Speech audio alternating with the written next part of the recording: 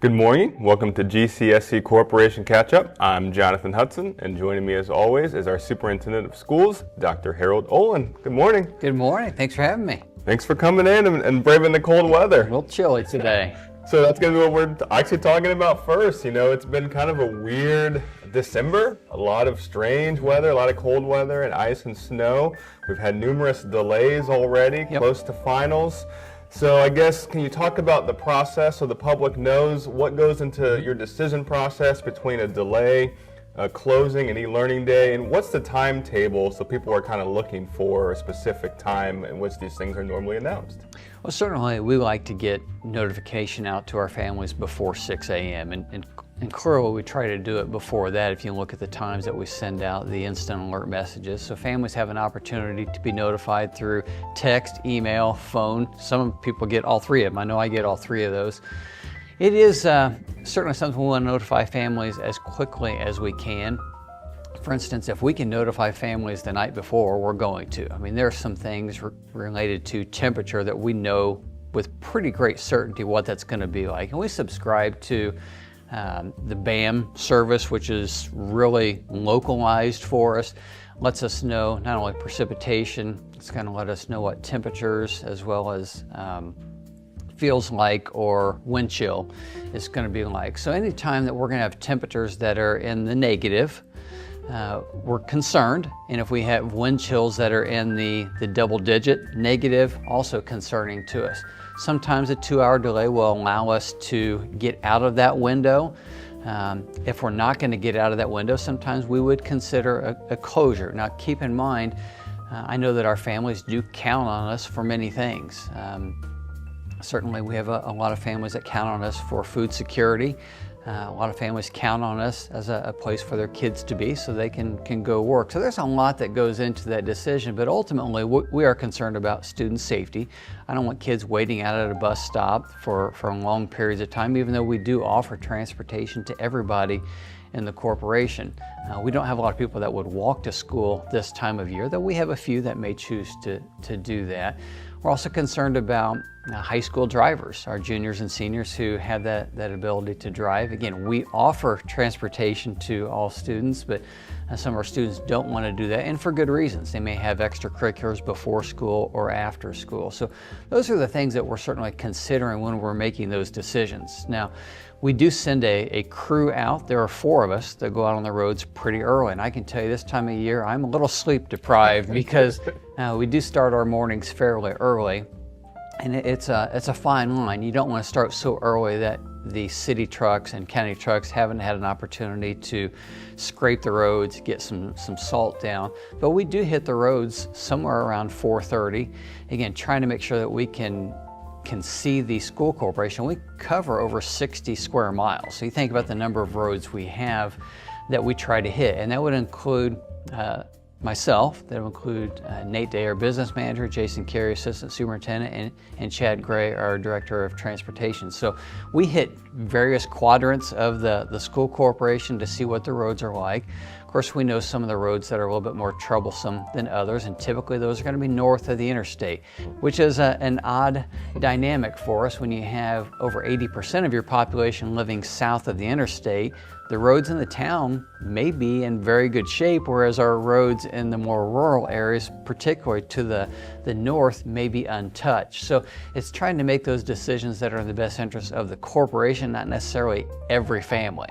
And I think if you live north of the interstate, there's an understanding that you may have to drive a mile or two on a road that hasn't been plowed sometimes to get to one of those main arteries, whether that's 400 East, State Road 9, Fortville Pike, or 200 West. So again, it's a lot that we take into consideration. We certainly want to make sure that a delay is not or a closure a result of our own facilities. I would tell you our maintenance crew under Randy Maxon's guidance, they get out very early. I mean, again, I tell you, I may get out there at 4:30 and I'm over at Weston Elementary School and they've already been there for an hour or so. So they get out early, as do our custodial teams, to make sure that our sidewalks are clear, salted, and ready to go. Yeah, big effort. It's one of the joys of living in Indiana. It is, and I would tell you another piece before we move off that topic. I do communicate with the other 3 county superintendents. Right. We start pretty early. Oftentimes we're aligned, but you've seen a couple times this year where Greenfield Central has done something different than our county peers. Keep in mind, we are the only city in Hancock County, so we do have a city street department that does a great job of doing what they can with our city streets. So there are times when they have canceled and we've stuck with a delay. There are times when they've canceled and we've gone with a delay. So it's not always going to be the same. So I know people are always glued to the TV screen watching what's going on the bottom of the screen, who's closing, who's delaying. Oftentimes we're aligned, but again, sometimes we go our own direction. Yeah, and when you're talking about winter weather, it can change so drastically in between a mile or two. It can. Especially out here in the country. So. There's something about I-70 corridor, and you'll even hear them talk about that on the news, that it's right along the I-70 corridor. Yeah, it's like a line that was just meant to divide snow and like ice. It's crazy. So thanks for that information. So obviously make sure that you're up to date on your alerts and that you're receiving communications from the school, because these decisions come very quickly a lot of times. So moving forward, we're going to be talking about our restructuring that happened on November 4th. You guys had a really good town hall, and then you and I sort of broke it down a little bit. But since then, have we had kind of anything come from that, or anything moving forward? We have, actually. On November 4th, we had that community forum where we explained the things that we've been looking at over the last year and a half. Later in that month, in that November board meeting, the board did approve all 3 of those recommendations that we had talked about. The first one that'll take place next year is combining our 2 intermediate schools. Right now, they're grades 5 and 6 at Greenfield Intermediate School and Maxwell Intermediate School. We're going to move all 5th and 6th grade students to the Maxwell site next fall. Again, it's a site that has plenty of capacity for us to do that. That'll allow us to gain some efficiencies. Step 2, and that won't take place until the fall of 2027. At that time, we would actually move the students and staff who are currently at Weston over to the larger Harris site. I say larger Harris as Harris and Greenfield Intermediate School are connected. We'll use certainly the Harris site, and then the first floor, much of the first floor at that Greenfield Intermediate School site. So that'll take place as that second step, and when that happens, we will move all of our preschool programming to that Weston site. Currently, we have preschool programs at J.B. Stevens, at 700 North Broadway, and Weston, so we'll put those all together on that site. So 3 phases to that, or 3 steps to that, that'll happen in 2 phases. Great. And is there anything from, I guess, a construction standpoint, anything behind the scenes that the public should know as far as additional projects? I know Maxwell, I've been there, it's very large, so obviously the capacity is there. But anything else as far as the transition goes, as far as things we need to do as a corporation, construction-wise, facilities-wise? You know, we did just pass a bond, or sold the bond here earlier this month. So we do have some proceeds to do some light renovation to Weston, Harris, and GIS, and mostly that is putting restrooms in some classrooms. When you think about our kindergarten classrooms, from an equity standpoint, the age of having 5-year-olds coming to you, having a bathroom in those classrooms has been a high priority for us. So we are going to do some renovation again to Weston, GIS, and Harris to accommodate that. The one place you will see us extending the footprint would be on the Maxwell site. I have been very clear that we have enough classroom spaces to accommodate the current 5th and 6th grade students with all the special needs programs we have. However, there are a classroom or 2 that aren't ideal in terms of their location or having our functional academic class on that 2nd floor. So we are intending to have a 4 classroom addition that will go on the northwest end of that Maxwell site. So that'll be the only place where we extend the footprint of a building. That's to just make sure that we have classrooms that are better aligned for the students we'll be serving. Yeah, just better accommodations, absolutely.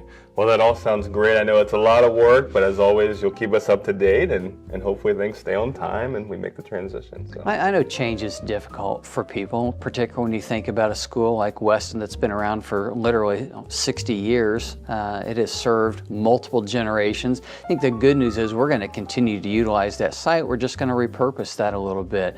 The needs of preschool, the needs of families regarding preschool have changed drastically in my 26 years here in Greenfield Central, going from 2 preschool classrooms to 10 that we currently have, and we could open 2 more right now in terms of the demand that is there. So I'm excited about that. I think it will better equip us to meet the needs of our community, and also allow us to gain some efficiencies with the changes in Senate Enrolled Act 1. Every school corporation, every public entity is looking for some efficiencies. This will allow us to capture some of those. Awesome, very good. Well, thanks for that information. So just to wrap up, why don't you pick me a few semester highlights, things that you've been really excited about this semester. You know, we come here and it's hot outside, and now we're dealing with ice, so it's amazing. Even though it doesn't feel like that much time has passed, it's been a semester, and things have happened, a lot of positive things. So can you tell me what's been in your heart this semester? Yeah, you know, my mind often goes to the performing arts program that we have here, as well as the athletic programs, and we've wrapped up the fall season. And you know, our boys tennis program, again, having another great year. I know with Max being involved in that program, your partner in crime here with the TV radio studio, great success they've had over the last couple years. Think about our boys and girls cross country teams and the kids that advanced to past sectionals and to regionals and state competition. Very proud of them. The marching band, they had a wonderful show this year. It's one of those things where, you know, they placed 7th. I loved the show.